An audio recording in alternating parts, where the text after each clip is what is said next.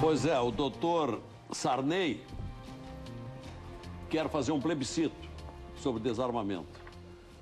Quase 6 anos depois de ter havido já um levantamento sobre esse assunto, em que foi reprovado o desarmamento. Agora a expectativa se vai acontecer ou não.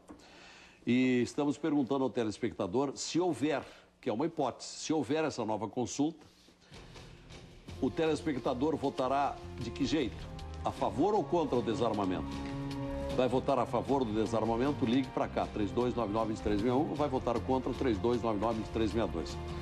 Já temos, doutor Ronaldo, muitos argumentos na mesa.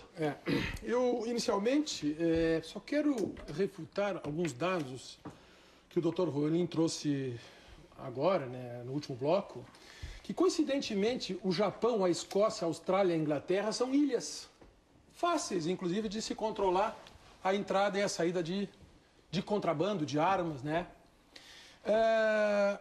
Mas não impediu no Japão mesmo, não obstante a proibição de arma de fogo, não impediu que em 2001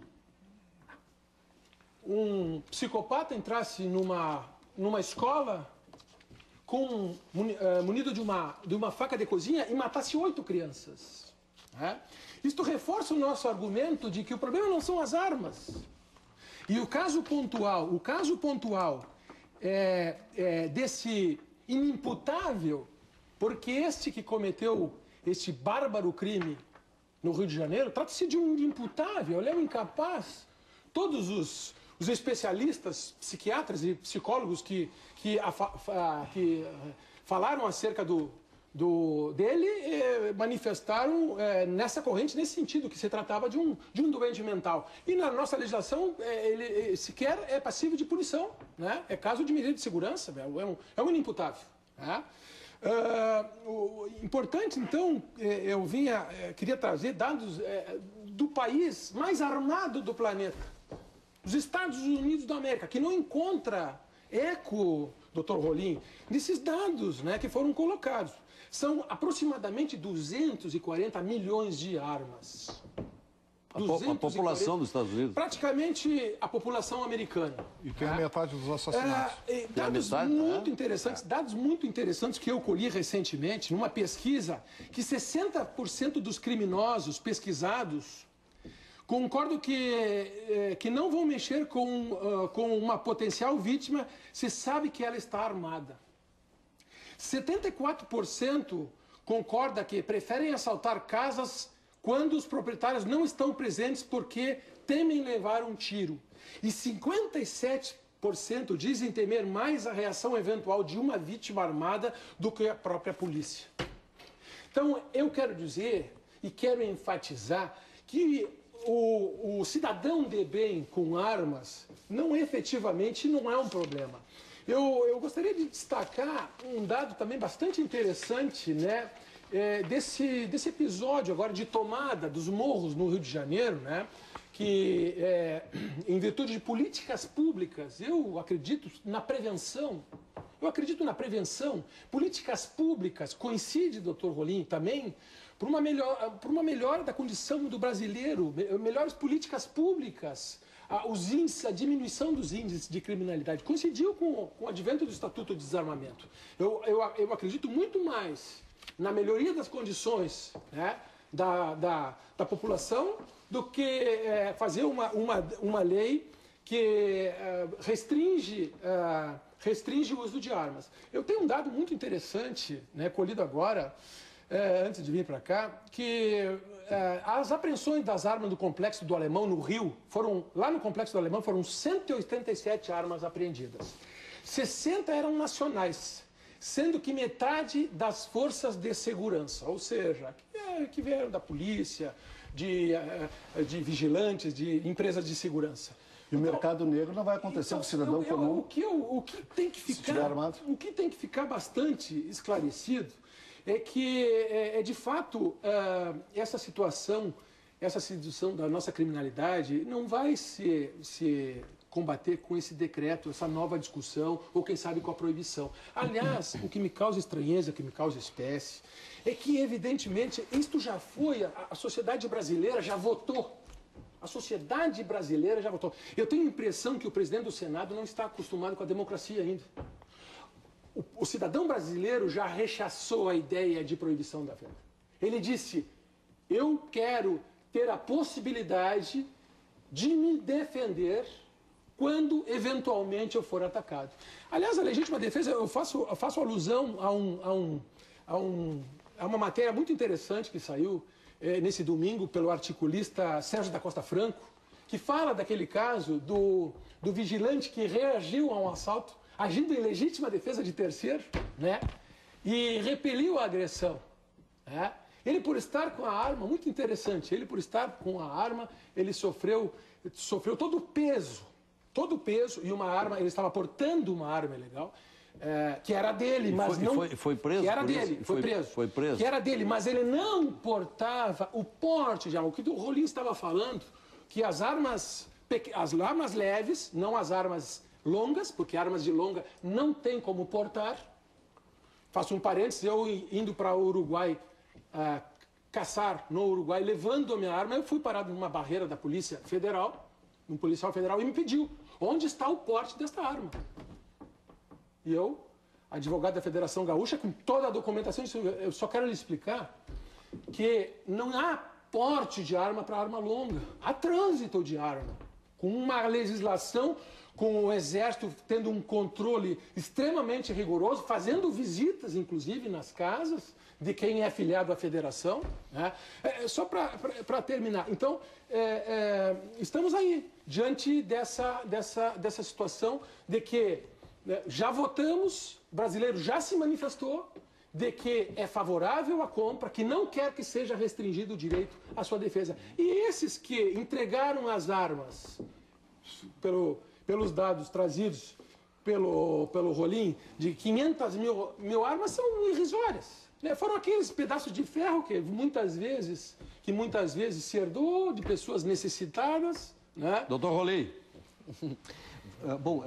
Primeiro só um dado interessante. O Japão é de fato um país que baniu as armas de fogo e as armas brancas, né? Criminalizando o porte, inclusive, de armas brancas. É claro que vai se encontrar casos de violência lá, como vai se encontrar casos de violência em qualquer lugar do mundo, né? Agora, o interessante é o seguinte, o Japão é hoje o país com a menor taxa de homicídios do planeta, que é igual, pasmem, 0,03 para cada 100 mil habitantes. 0,03. A nossa, Lazier, é 25 homicídios para cada 100 mil habitantes. Meu Deus. Né? Somos o 5º ou 6º país mais violento do mundo. Qual é o mais violento?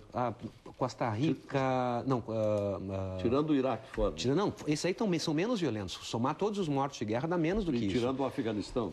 Alguns países do centro da América Central estão à frente do Brasil. Enfim, não tenho de cabeça aqui agora os mais violentos. Os Estados Unidos é 7 vezes menor que o Brasil. O índice de criminalidade, de homicídios por... Sim, mas agora vamos... 7 vezes. Tudo bem, mas os homicídios... Os Estados Unidos, que tem o maior armamento na mão do cidadão, é 4 vezes menor que a Europa. E os crimes de realengo que mais ocorrem nos Estados Unidos e não aqui. Crime do realengo... Peço a palavra de volta. Eu também peço a palavra para depois.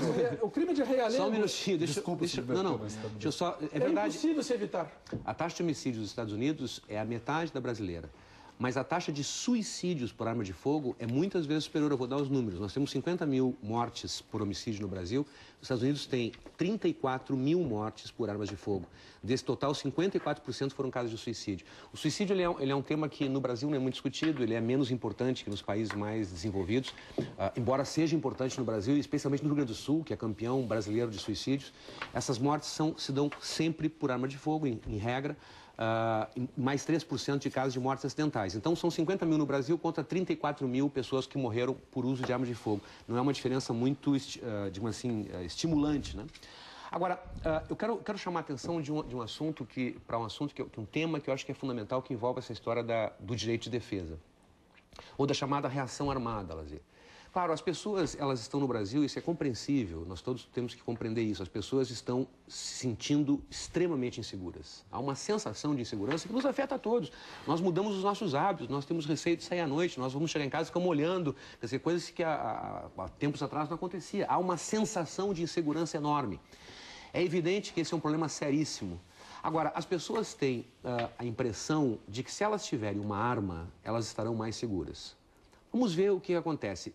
É possível haver um uso virtuoso de uma arma de fogo para autodefesa? É possível. Há vários casos conhecidos de pessoas que poderiam ter sido assaltadas, poderiam ter sido mortas e reagiram e conseguiram sucesso na sua defesa.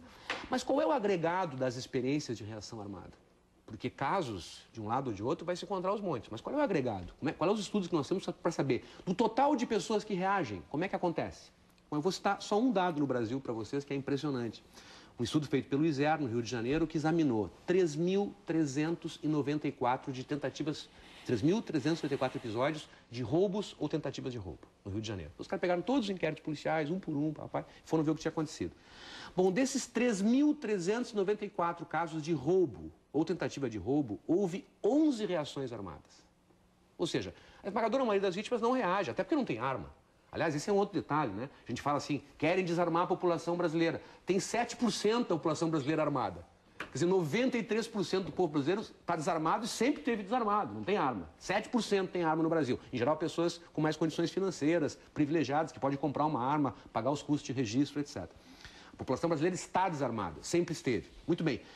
11 reações armadas em 3.394 episódios. O que aconteceu com essas 11 pessoas que reagiram, Lazer? Nós tivemos 3 casos de morte da vítima. 3 casos de morte. Bom, mas e o que aconteceu com aquelas 3.338 que não reagiram? Tivemos 5 casos de mortes. Aí a estatística é a seguinte: a chance de se morrer é 180 vezes maior quando a vítima não reage. Estatisticamente é isso.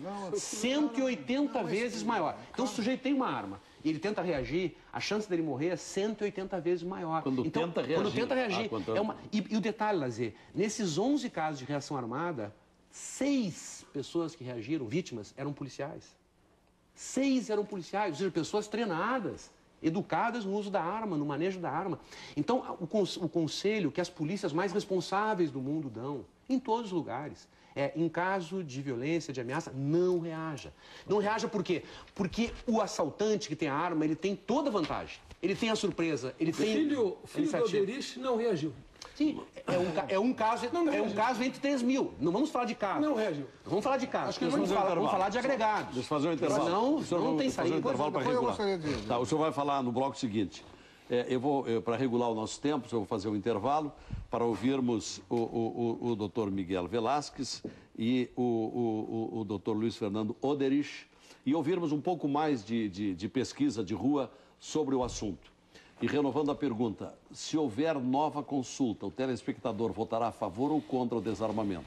3299-2361 votará a favor, 3299-2362 votará contra. Teve um telespectador nosso ali, chamado Rodrigo, que disse há pouco, é uma afronta reabrir a discussão e uma pesquisa se a pesquisa anterior custou 225 milhões de reais aos brasileiros. Rodrigo lembrou bem esse detalhe. 400, 500 milhões. Falou em 225 milhões. Muito mais. Voltamos.